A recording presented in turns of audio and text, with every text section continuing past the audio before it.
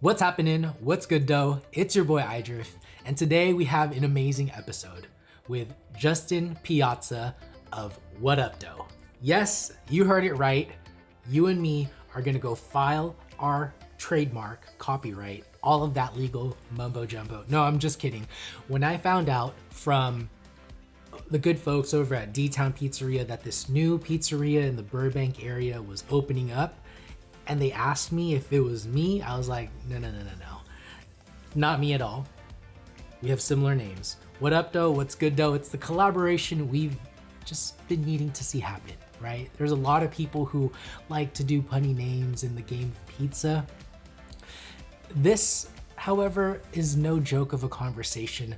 Justin Piazza means business in his newest creation of a restaurant in Burbank, California. He's a seasoned veteran from Arizona, took his talents over to California after some family separation, and now is killing it with his Roman style, Detroit style, New York style.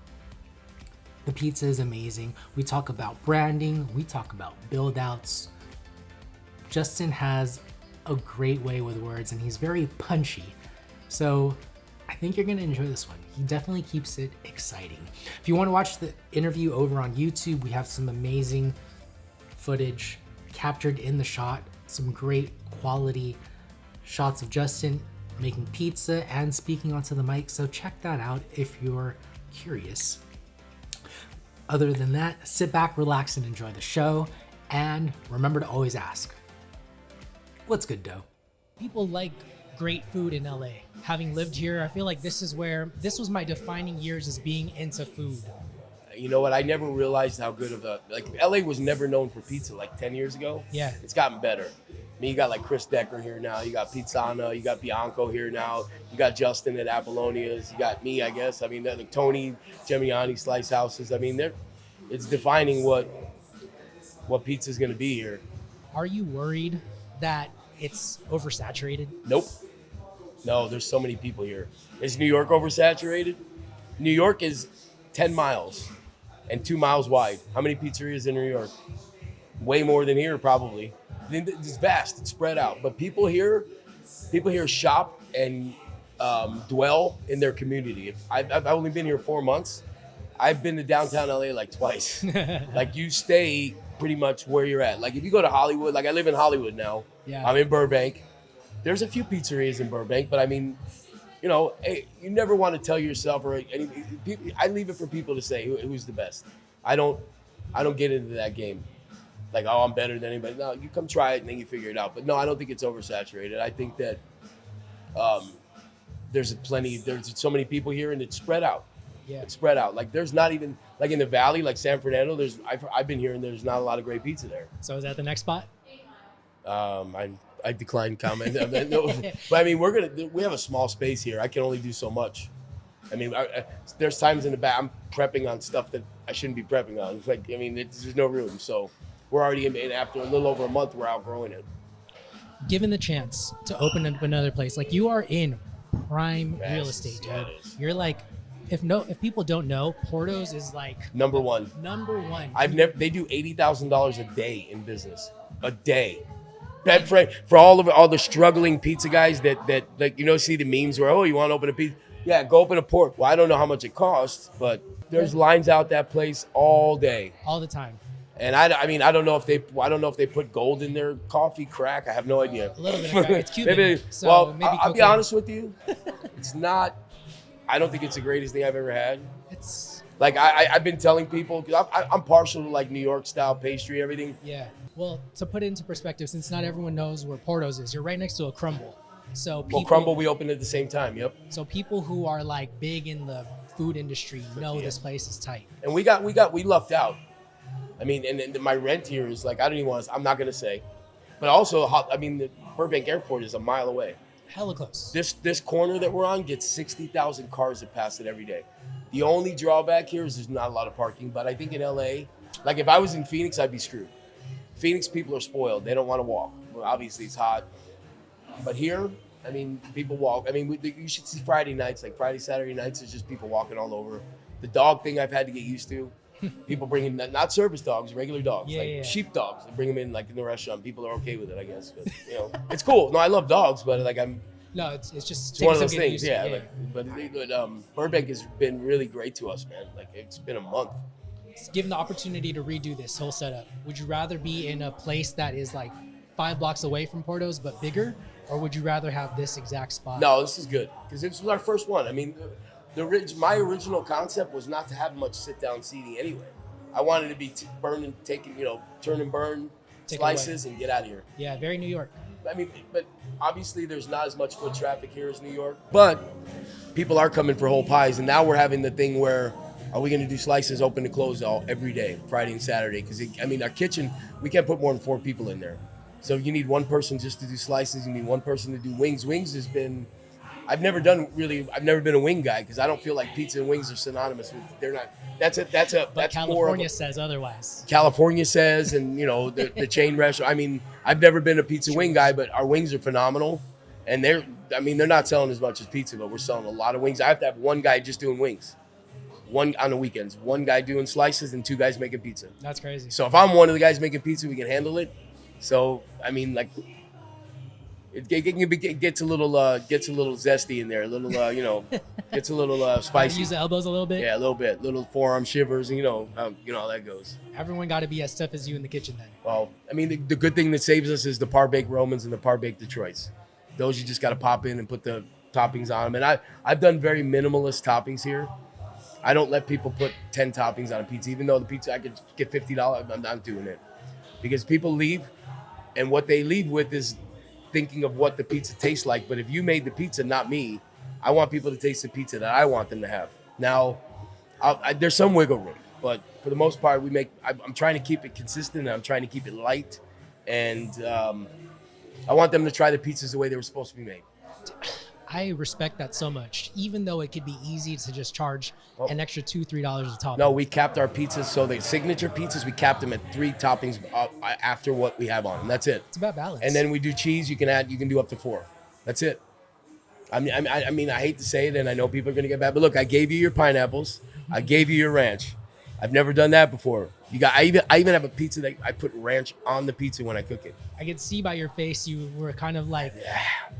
You were towing the line of your values right there. You might have crossed it. It's a little, no, but it's California. I mean, like, look around. I mean, you got a diverse culture here. You got people that, they eat all different kinds of foods. And what am I to say no? I mean, the guy, now I do things differently. So if I do pineapples, like I have a pizza with pineapples and jalapenos, I roast them together first, then put it on the pizza. I'm not putting like wet, sloppy pineapples on the pizza, or like, it's not the same.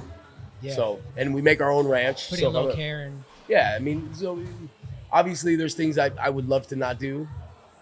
But like I said, I have partners this time. I've never had that before. So I'm kind of like trying to make everybody happy too. But at the end of the day, it's still my call. Yeah. But I just decided that too many toppings on one. Like if you have a pizza with 4 different kinds of meats on it, you can't put anything else with salt on it. I mean, you just have to limit. There has to be a limit. By the way, I've probably introduced you by now on the introduction to this podcast, but as I'm, I feel like a proper introduction is required. Justin Piazza, what up, doe? What up, doe? Formerly La Piazza. La Piazza. So I had 3 pizzerias in Phoenix before COVID, 2 Neapolitan, and we opened probably one of the first Roman pizzerias in the country. But it fell by the wayside to COVID. Not many people were getting slices that were sitting in a case during COVID, you know what I mean? Yeah. But no, so I'm recreating that here now, and LA's been the Roman. You tried the Roman. The Roman Fantastic.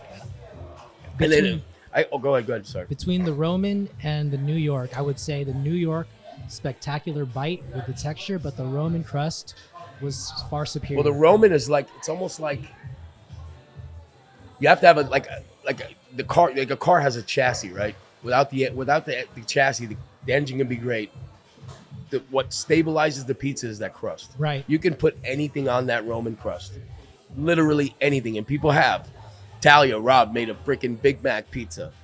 You can pretty much, but now that's why I'm doing the chicken and the barbecue, and I really don't care. So, you know what?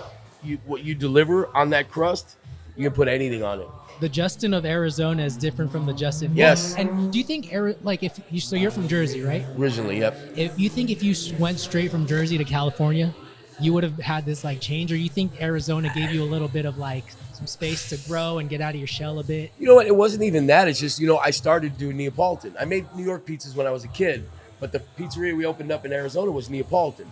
So when I opened up 18 years ago, you're talking about, in Arizona, there was 2 other Neapolitan pizzerias, Chivo and Bianco. That's it. And then I think Grazi's, maybe a couple, but now they're all over the world, all over the country. I mean, I was like, when we got certified VPN, we were like 300 in the world. Wow. So you had no other choice but to keep it really traditional to the roots. Yes, and I tried to be, what everybody wanted pizza to be, and I had that concept for Neapolitan. I don't believe that anymore. Neapolitan's great, but Neapolitan has hit its wall. I'm sorry, people, traditionalists out there, you're not recreating the wheel anymore. There's no guys that are not making a new margarita. I love Neapolitan pizza. It's great, but there's no. Well, the contemporary Canotto style is pretty freaking good, man. Cool. I do that too. And then when they wanted, I was gonna certify again, and they told me I couldn't with Biga. And I said, "What do you guys think of the Canotto? What do you think they're doing with that? You think that's direct, all direct?" Wait, they wouldn't let you recertify? What? No. I don't even want to get into that. I don't even care about VPN. Who cares?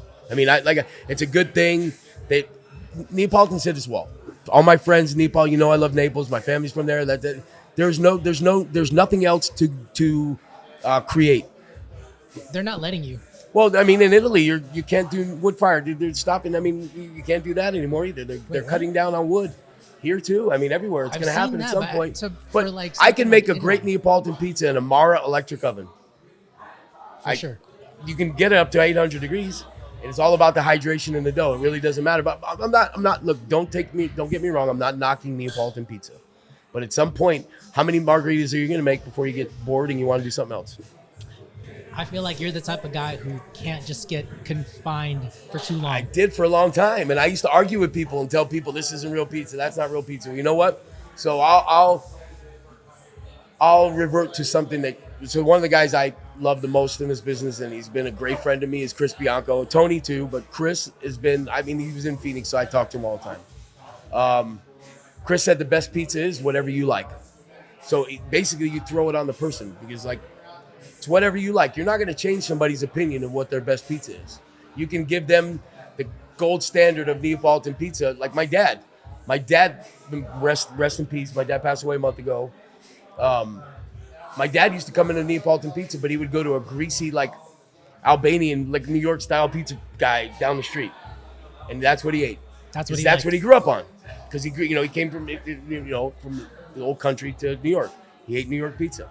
People from New York like that greasy, but now that's changing too, because you got the contemporary, good New York pizzerias now that we all know about. Yeah, like pizza like this. This one right here. Made with, Caputo. Not we can get into that, the bleached and bromated flour. Don't get me started with that. But there's a market for good New York. For sure. And I think it's really cool that you said that. It's about what people like. It's really about what you like too, because you don't want to make the pizza that you despise making every day. And I'm going to tell you this too, and this is probably going to, New York style dough with a Nuvola. I make my New York pizza with Nuvola. Tastes way better than Neapolitan. Yeah. Way better, because you can cook it. You can, especially in an electric oven, I can control a lot more. I mean, you tasted it. I mean, the flavor. I mean, it's just there's no you can't compare the styles, but there's so much more to play with. Well, what I love too is you're doing this New York that has a charred bottom, and I don't know. It's a Neapolitan New York, pretty much. I mean, I love that. Mimo's do so. Shout out to Mimo. I think he Captain America. So me and him during COVID, I used to talk to him about Captain America. Because the Americana, he was making a New York. I mean, we were both doing it, but he was, we talked a lot. He took the flag. Now he's Mr. Caputo. He's great. No, I love him. And but we used to talk how are you doing this? How are you doing? How much hydration? I mean, you're talking about making a New York style pizza with 70% hydration with Nuvola, which Nuvola. I mean, I don't want to. I don't want to piss anybody off. There's great other flours out there, but Super Nuvola is I know Aria came out. Super Nuvola is the greatest flour in the world. You can do so much with it, and you can even screw it up and it still comes out good. I mean, it's just one of those things. I mean, They do it right. Don't get me wrong, it's great, but it's also very expensive. Yeah, but what's expensive? The guy who's charging the same amount for his pizza as me that uses all Trumps for $25 a bag, or the guy who's using $45 a bag flour that's what? I mean, yeah, it's more expensive for me, but who's really ripping the customer off? That's fair.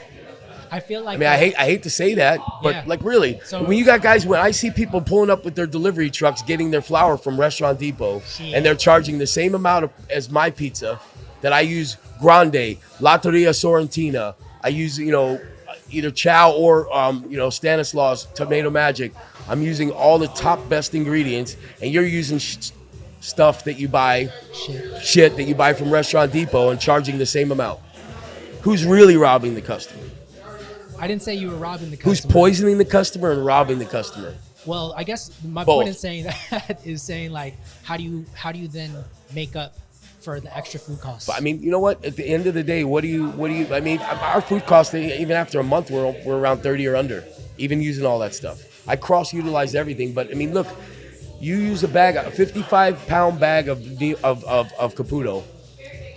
With the hydration level I do, I think I get 70 21-ounce dough balls. Add that up. So just here, even say if I charge $20 per pizza, which we don't, we charge more. We're in LA. It's $20 times 70 is what? $140. $1,400 for a $45 bag of flour. Flour is not what's going to keep you going. Is going to put you out of business. That's fair. I mean, come on. You're talking like 70 cents a dough ball or less. I mean, in the scope of things, if that's your problem, then you got much bigger problems. Let's talk about pan pizzas for a quick second. What are you using to press out your dough? I found out that whatever fat you use greatly affects the flavor of your pizza. And that is why the only brand I trust with my pizza is Corto Olive Oil. Taste is everything, and other brands and other fats pale in comparison. Do you want to taste the difference? Go to corto-olive.com using the link in the show notes. You can purchase a bottle there, or if you're an operator, you can get a free tasting. Just message me and I'll connect you with them. I'll leave my contact in the show notes. Thank you, Corto Olive Oil, for sponsoring the podcast. One of the things pizza makers spend the most money on is cheese. Every time I have a catering event, cheese is my biggest ingredient cost. But what if I told you there's a cheese company out there that lets you earn cash back for every pound of cheese purchased? I'm talking about Baccio Cheese. And their Gold Club Rewards members receive their rewards card every month that can be used wherever Visa is accepted. So the more cheese you buy, the more you can earn. Literally, you get paid to use Baccio Cheese. Now that is cool. Learn more at Baccio Cheese using the link in the show notes. All right, tell me about this build out, because was it a pizzeria before? So yeah, we got lucky. It was a couple, but nobody really ever did the quality that we're doing. So it was a pizza studio. Here, you want to hear the craziest story? Tell me. Here's the craziest story. So the first build out that this was a Quiznos before any pizza. Guess what my pizzeria in Arizona was? A Subway? A Quiznos. A Quiznos. No. And that's what got me, like, I was like, holy. Someone's watching over you, man. Well, I mean, I called my mom and dad. Like, I mean, they're not involved in this at all. And, like, nobody's involved in La Piazza anymore. The name is the only thing left. The food's not, I'm not going to say that, sorry. Anyway, we'll keep going. But it was a Quiznos. And I came here and I'm like, holy crap. Literally, so I was out here doing consulting, Shamrock Food, Shamrock Foods. I'm the pizza consultant for the entire company still. What do they do, Shamrock Foods? So they're $7 billion company in Southwest distribution. I mean, competitor like Greco, but so when we did, Eddie Greco went to Shamrock almost 2 years ago. First person I think he hired was me. We put together something that no one ever did, like having a pizza guy on your team to actually go Makes sense. And make pizzas with you and show you how to make dough and recipes and all that stuff. There's my guy Serge right there. What's up, Serge? With those rockin' new what up dough tees. It's clean. But no, so I was working with Shamrock. I was out here consulting, and what year was this? This was like the year. This was like freaking November of 23. So my boy, shout out Bootleg Kev. He's a Phoenix guy, but he's been in Burbank for 7 years. He's like the #1 hip hop DJ in all of California, pretty much. He's got a podcast. my partner too. He has a studio down the street. I brought him a pizza. I was in Westlake doing consulting, and I brought him a Roman. Him and his partner were like, dude. Fire. How did you even meet the two?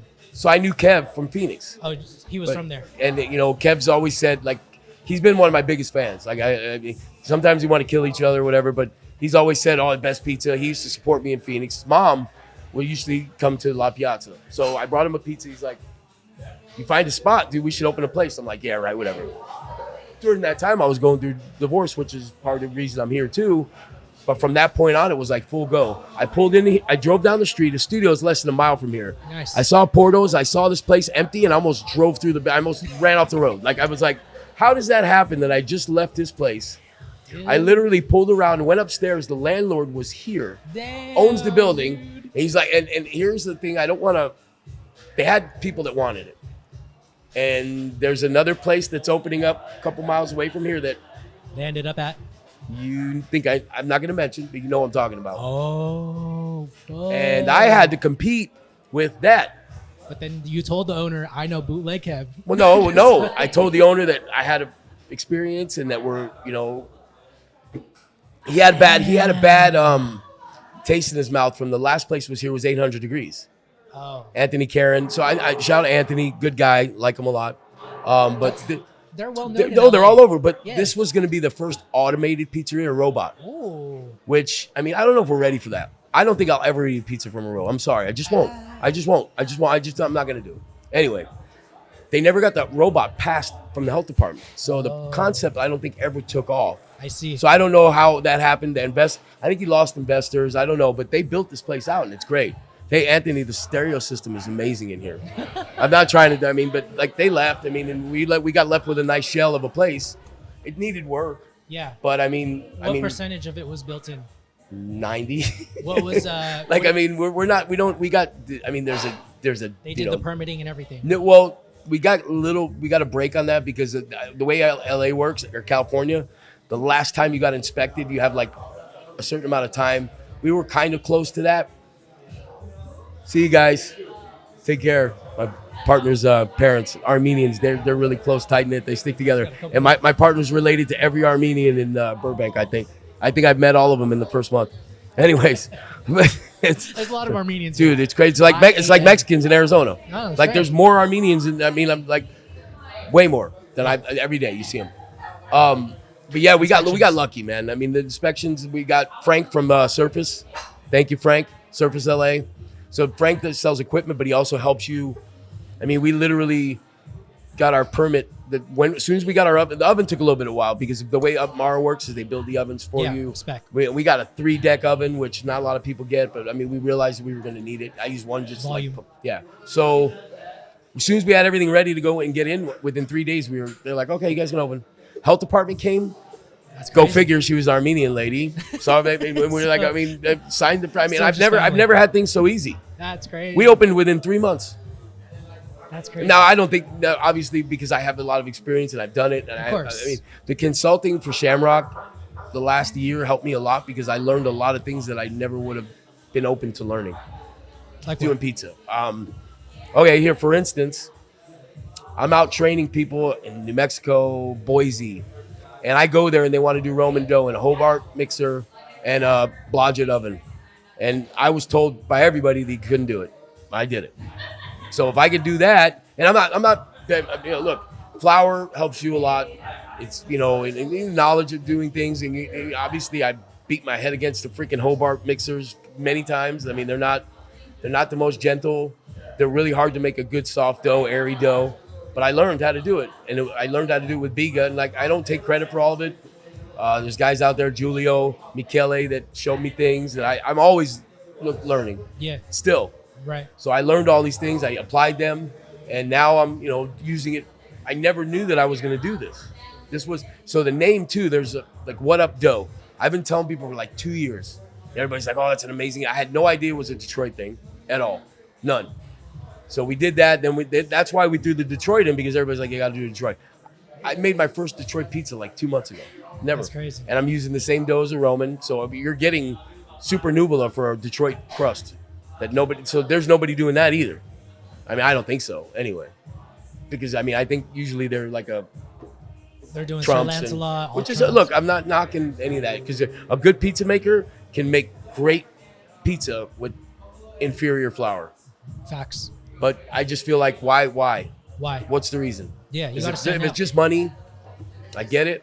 But man, look, the people, the products that I use, all those people have been great to me.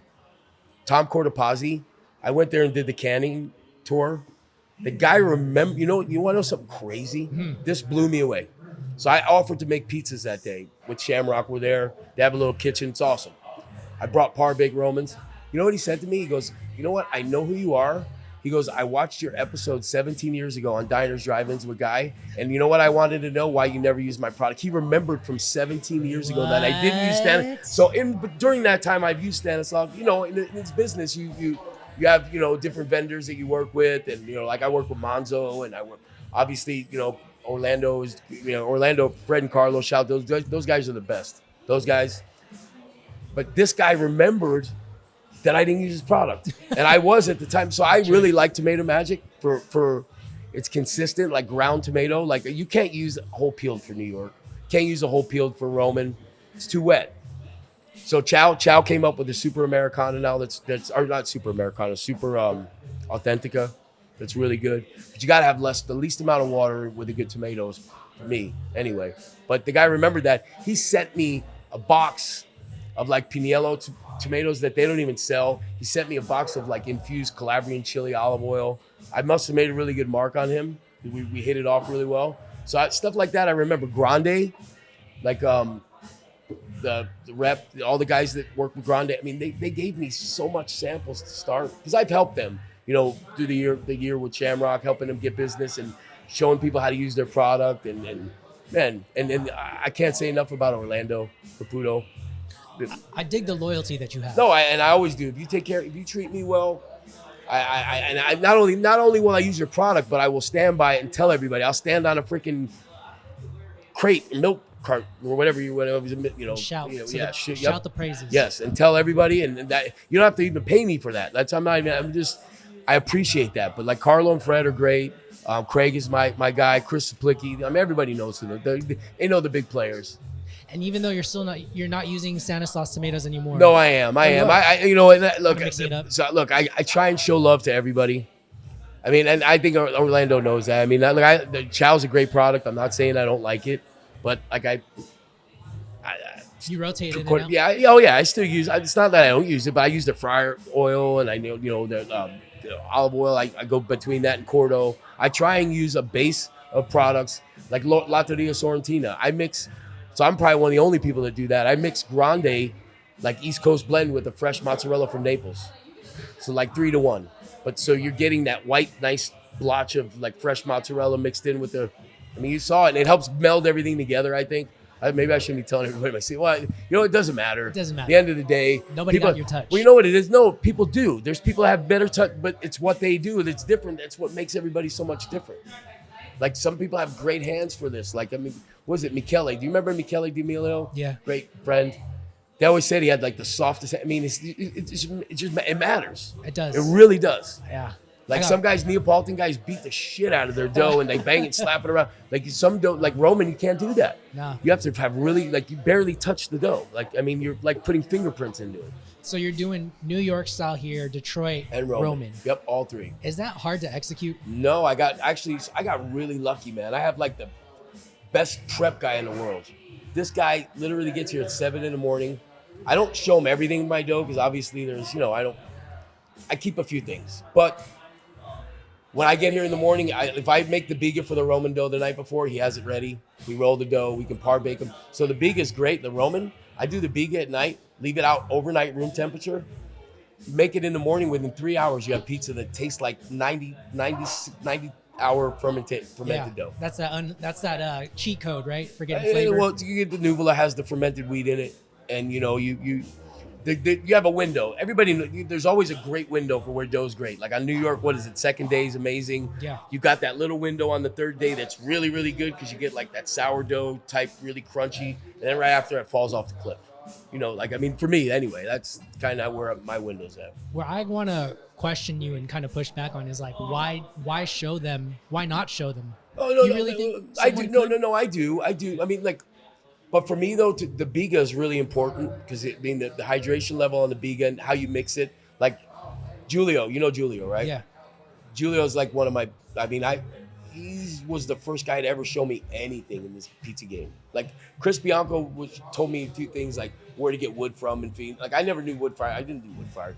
Julio came out and did like the right? Yeah, Julio Adriani. And he came out and did the certification for me for VPN. And I mean, he was the first one to really, like, I was doing like mother dough with the starter. And he's like, dude, you can't be consistent with that and have a life. And, he showed me different things. And he helped me perfect my biga for the Romano. And Julio's not a Roman pizza guy. But he's got his slice and pie. Have you been to DC? I have not. Go. Really good, man. And Julio's awesome. I learned. So I always take a little bit from everybody. But I mean, if you're going to show me, obviously you should make it your own. Take it, make it your own. And I that's what I did. And I show the guys. But did you know, like, Julio is so meticulous. He measures the weight of the bag after you take the flour out because they're all different. You know how you tear like weight on water? Yeah. You get two exactly same looking buckets. They never weigh exactly the same. It's actually 40. They never weigh exactly the same. Yes, and the flour. Hey, Antimo, don't get mad, but the 25 kilo bags of flour are usually about 24 and a half. I'm not gonna lie. So if you base your recipe off that, that's crazy. Dude, Julio's the first. I don't know if anybody does that, but he's crazy, like, he's sitting there looking at me when I'm making dough with him, and he's like getting mad while I'm doing it. Why didn't you weigh the bag? Then like the yeast and all that stuff too. I mean, like literally he does that with everything. So it takes a lot more time. Yeah. You think you're doing everything right. You're tearing the bucket. You're doing the scale. You're doing this. And then he's like, that don't weigh the same. Son of a bitch. No, dude. You see those. But you peel back the layers like on that and you think you're great. And then you're like, damn, I suck. Schooled for the basics. Julio, but he does that to me with everything. Yeah, what a Julio good Julio has a joke. If you ever see him, just ask him about me and he's going to say, I can sweep for him. I'm the bring the broom.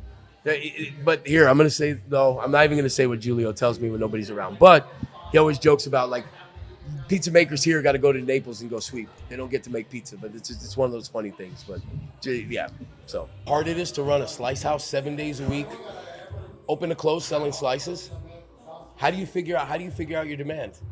How do you know when to back down on the pizza case? And then what happens when you get 20 people that walk in and you only got 3 pizzas in there? How do you? I'm still figuring it out. So it's just experience. There has to be limitations though. So, like at any time, we figured out what pizza. We have 5 different pizzas in there at a time, 3 different styles, and at some point they're going to dwindle down. But like if you close at 9, I'm not making a bunch of pizzas at 8 o'clock. So we're either going to not serve slices, after. Whole pies have been taken over at 9 anyway. So it's an all good problem to have. But like when you have partners that don't really understand that. Like they think, look, the concept of a slice house is great, but when you close at night and you got 3 pizzas that didn't get sold, and then someone's complaining, I'm like, you can't cover the demand and then have. I know there's ways to do it and there's ways not to do it. The more foot traffic you have, you're never worried about it. Most of the time when we're busy, but there are people that don't understand the concept of a slice house. You walk in, it's not set up to where you order a fresh pie and I give you slices. If they're there, I'm not going to leave anything in there that shouldn't be sold. I mean, you got like a 2-hour window. I mean, hour, half, 2 hour. I mean, pizzas get warmed up. I mean, in Rome, the Roman pizzas sits out all day. Yeah. Or until sold. But I mean, it's a learning experience for me. I think it's helpful that you share that because people listening who have never opened up a slice house don't understand the difficulty in being able to constantly provide. Well, not only that, I'm doing 3 different kinds of pizza. Right, so you're juggling. Juggling, and I got 3 decks, so I got 3 different temperatures in each deck. And I'm using one of the decks to warm slices up, which is not ideal, but we just ran out of space. I have 5 separate 3-phase power units. So the oven has 3 different 3-phase power settings for each one. A mixer's got 3-phase, and I had to get a ventless fryer here because we didn't have a class 1 hood. So rather than paying for a class 1 hood and using gas, we got a ventless fryer that's electric. Is that more expensive? Oh yeah, just because it's got its own hood. That's it's $7,000 just for the hood for the fryer. Damn. We probably already made that back in wings. So That's, me and Mr. Morrow we're actually talking about, like, it doesn't matter the cost. It's about what can bring you for return. no, okay, Francesca, I'm gonna call you later. No, look, they're so Drew. So I was a pizza master guy, but I was really a Drew Richardson guy. You know, Drew. Drew. So, I mean, Drew's the godfather of electric ovens. I mean, but pretty much. I mean, he's the guy that knows every nook and cranny about. Drew, we're getting you back. We're getting you on the podcast soon. Dude, you need to. I'll even. Drew's awesome. Drew's So a homie. Drew, when we did, he made me look really good. So when I got with Shamrock, he got Pizza Master to give us a brand new oven to put in their warehouse. So we used that oven to roll out our Italian division, and they had me making pizzas. So we bring all the products that we were serving and selling. I was letting everybody sample them, so teaching them about the products. So I think me and Eddie Greco did something that no one's ever done before, is have a pizza guy in a sales aspect. I think people are copying that idea. Oh, they are. Greco's already copying it. Of course, but yeah. Because it works. Well, I mean, why would you not teach people how to use the product that you're selling them? For sure. I mean, people do it in demos. Well, I mean, Grande, but I'm talking on a larger scale. Yes. So, like, if you have 3 pizzerias and you're spending $10,000 a week or $15,000 a week on product, why wouldn't you send a guy like me in there to go show them how to do? Because look, believe it or not, one thing I did learn, and I'm not naming any names, there's a lot of people out there making pizza that have no idea what they're doing. Pizza sells. But look, I'm talking about like the actual why you're doing this and what reason is that and why is it from it, that type of stuff. Not a recipe that somebody gives you that you just do. That's a recipe reader. There's a difference to that. But actually why you have to do the certain things you do to get where you want. I can see you're building a world-class pizzeria here.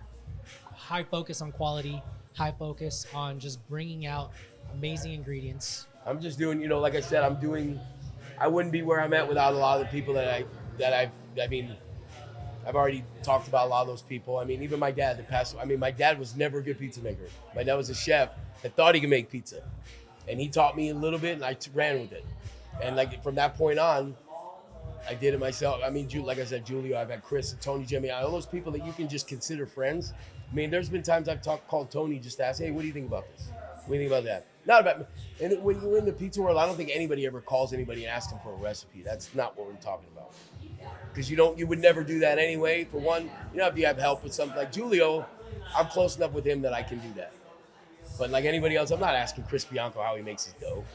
I mean, his brother makes the dough anyway, Marco. But I mean, I would never.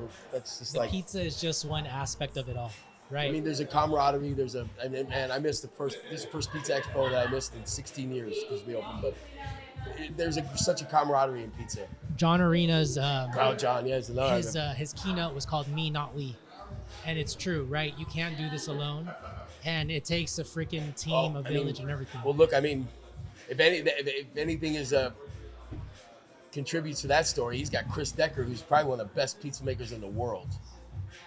I mean, I'm not saying he's better. Well, I mean, I think John would probably say Chris is better. Anyway, but Chris is one of the, I mean, not only is he a great dude, his pizzas don't even look real. And truly, I mean, like I haven't got down there yet because I've been so busy here, but they look like cartoon pizzas. Like the crust looks like something I've never seen before. It's freaking unreal. But the pizza here is amazing, and you're doing a great thing, man. Doing what I've always wanted to do. This was the concept I always wanted to do. It's like an electric oven with 3 different kinds of pizza, with mixed with a blend of music like hip hop. I mean, those are 2 things that have like molded my life. It's really unique, and I like the hip hop vibe to it. The design is crazy. The name again. And I got to shout out one other. So we have 4 partners, and Serge, you met the crazy Armenian guy that drives me nuts, but he's like my brother already. Kev, I've known, but Brandon's my other guy, and he's a Warner Brothers, like a hip hop music. So it all made sense, and everybody brings something to the table. Like I got to make pizza. I mean, I've made pizzas for Wiz Khalifa, Nick Cannon. I mean, we've had all these famous people come in here. Ty Dolla $ign. Yeah, I mean, we're gonna make a pizza Pi Dollar $ign. And is it just really about? Did your partners know them? Kev knows. Brandon was he was the guy who made Wiz Khalifa. Wiz Khalifa. Well, Wiz Khalifa made it, but you always have to have some. Who's the guy who found you, or who's the guy that helped you mold your career? That's crazy. I mean, these guys were at his wedding. He just got married. Wiz Khalifa and Ty Dolla $ign performed 6 songs at the guy's wedding. And who am I, the dumb pizza guy outside that didn't know what was happening? I was making pizzas outside for him. I actually did that as a wedding gift. I borrowed Ooni ovens from somebody, and I went and made pizzas for my partner for his wedding. Shout out Ooni. Yeah, for sure. Those ovens are great. But yeah, I mean, so we're building something here that's it's not easy. Like, I'm the only guy that has any restaurant experience, so I've been leaned on a lot. But I mean, at the end of the day, it's really what I wanted to do.